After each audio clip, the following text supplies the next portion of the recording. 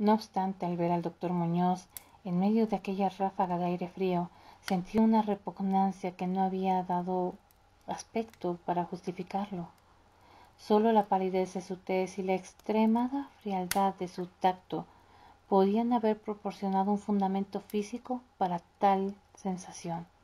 E incluso, ambos efectos eran excusables debido a su enfermedad. Mi desagradable impresión pudo deberse tal vez al extraño frío, pues no tenía nada de normal en un día tan caluroso. Y como saben, lo anormal suscita siempre la adversión, desconfianza y miedo. Pero la repugnancia cedió ante la admiración, pues las extraordinarias dotes de aquel singular médico se pusieron al punto de manifiesto a pesar de aquellas heladas y temblorosas manos por las cuales parecía no circular sangre. Le bastó una mirada para saber lo que me pasaba, siendo sus auxilios de una certeza magistral, al tiempo que me tranquilizaba con una voz finamente modulada, aunque hueca y carente de todo timbre. Me decía que él era el más implacable enemigo de la muerte, y que había gastado su fortuna personal y perdido a todos sus amigos por dedicarse toda su vida a extraños experimentos para hallar la forma de detener y extirpar la muerte. Algo benevolente y fantástico, tal vez. Parecía advertirse en aquel hombre ese fanatismo, mientras seguía hablando en un tono casi locuaz al tiempo de que me auscultaba el pecho y mezclaba las drogas que había escogido de la pequeña habitación destinada al laboratorio para conseguir la dosis de vida. Evidentemente, la compañía de un hombre educado debió parecerle una rara novedad a aquel miserable antro, de ahí que se lanzara a hablar más de lo acostumbrado a medida que renombraba viejos tiempos. Su voz tenía un efecto sedante, y ni siquiera pude percibir su respiración mientras las fluidas frases salían con exquisito esmero de su boca. Trató de distraerme de mis preocupaciones, hablándome de sus teorías y experimentos, y recuerdo con qué tacto me consoló acerca de mi frágil corazón, insistiendo en que la voluntad y la conciencia son más fuertes que la vida orgánica. Decía que si lograba mantenerse saludable y en buen estado el cuerpo, se podía, mediante la ciencia de la voluntad y la conciencia, conservar una especie de vida nerviosa, cualesquiera que fuesen los graves defectos, disminuciones o incluso ausencias de órganos específicos que se sufrieran. Algún día, me dijo en medio broma, me enseñaría cómo vivir, o al menos a llevar una cierta existencia consciente, sin corazón.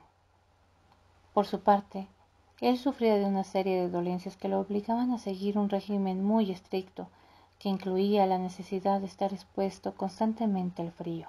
Cualquier aumento apreciable en la temperatura, y en cuyo caso que pudiese prolongarse, le afectaría fatalmente, y había logrado mantener el frío que reinaba en su estancia de unos 11 o 12 grados, gracias a un sistema absorbente de enfriamiento por amoníaco, cuyas bombas eran accionadas por el motor de gasolina que constantemente oía desde mi habitación, situada justamente debajo. Recuperado del ataque en un tiempo extraordinariamente breve, salí de aquel lugar helado convertido en un ferviente discípulo y devoto del genial recluso.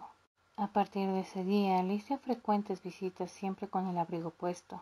Le escuchaba atentamente mientras hablaba de sus investigaciones y resultados casi escalofriantes. Un extraño estremecimiento se apoderó de mí al examinar las singularidades y sorprendentes volúmenes antiguos que se alineaban en las estanterías de su biblioteca. Debo añadir que me encontraba ya casi completamente curado de mi dolencia gracias a sus acertados remedios, y al parecer el doctor Muñoz no deseaba conjuros de los medievalistas, pues creía que aquellas fórmulas crípticas contenían raros estímulos psicológicos que bien podían tener efectos indecibles sobre la sustancia del sistema nervioso en el que ya no se podía ver pulsaciones orgánicas. Me impresionó lo que me contó del anciano doctor Torres de Valencia, que realizó sus primeros experimentos y el cual le atendió a él en el curso de la grave enfermedad que padeció a partir de los 18 años y de la cual procedían sus actuales trastornos.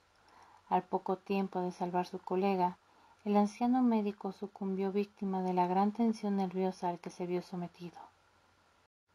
A medida que transcurrían las semanas, observé con dolor que el aspecto físico de mi amigo iba desmejorándose de una manera lenta e irreversible, tal como me había dicho la señora Herrero.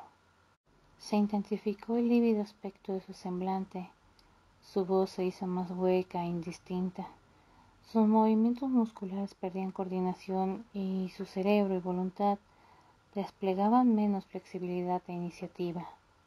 El doctor Muñoz parecía darse cuenta de su empeoramiento y poco a poco su expresión y conversación fueron adquiriendo un matiz de horrible ironía que me hizo recobrar algo de la indefinida repugnancia que experimenté al conocerle.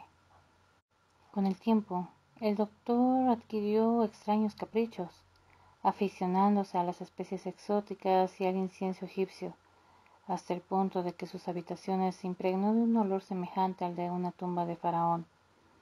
Al mismo tiempo, su necesidad de aire frío fue aumentando, y con mi ayuda amplió sus conductos de amoníaco de su habitación y transformó las bombas y sistemas de alimentación de las máquinas de refrigeración hasta lograr una temperatura que descendiera a un punto entre 1 y 4 grados centígrados, y finalmente incluso a los 2 bajo cero. El cuarto de baño y el laboratorio conservaban una temperatura algo más alta, a fin de que el agua no se helara y pudiera darse los procesos químicos. El huésped de la habitación continua se quejó del aire glacial que se filtraba a través de la puerta de comunicación, así que tuve que ayudar al doctor a poner unos tupidos cortinajes para solucionar el problema. Una especie de creciente horror, desmedido y morboso, pareció apoderarse de él. No cesaba de hablar de la muerte, pero estallaba en sordas risas cuando, en el curso de la conversación, saludía con suma delicadeza cosas como los preparativos para el entierro o los funerales. Con el tiempo el doctor acabó convirtiéndose en una decadente y desagradable compañía, pero en mi gratitud por haberme curado, no podía abandonarle en manos de los extraños que le rodeaban, así que tuve bien cuidado de limpiar su habitación y atender sus necesidades cotidianas.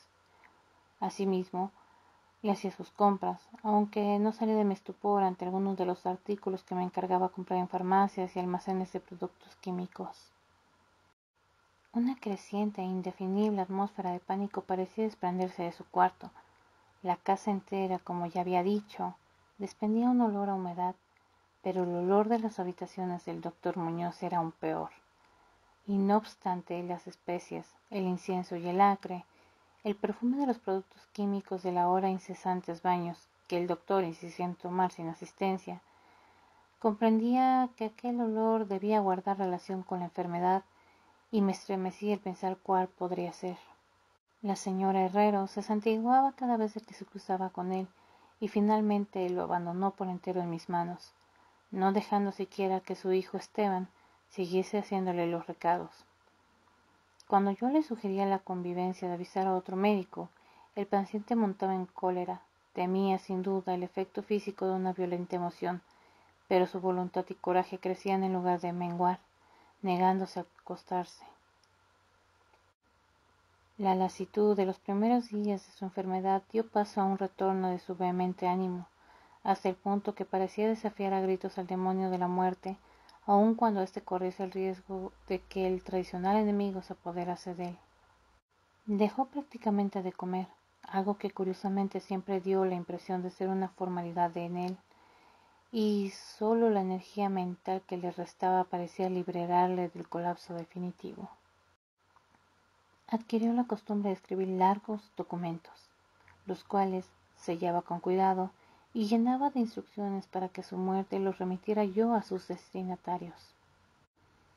Estos eran en su mayoría de las Indias occidentales, pero entre ellos se encontraba un médico francés famoso en otro tiempo y del que ahora se daba por muerto, del cual decían las cosas más increíbles.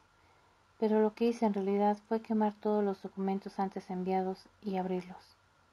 Al aspecto y la voz del doctor Muñoz se volvieron absolutamente espantosos y su presencia casi insoportable.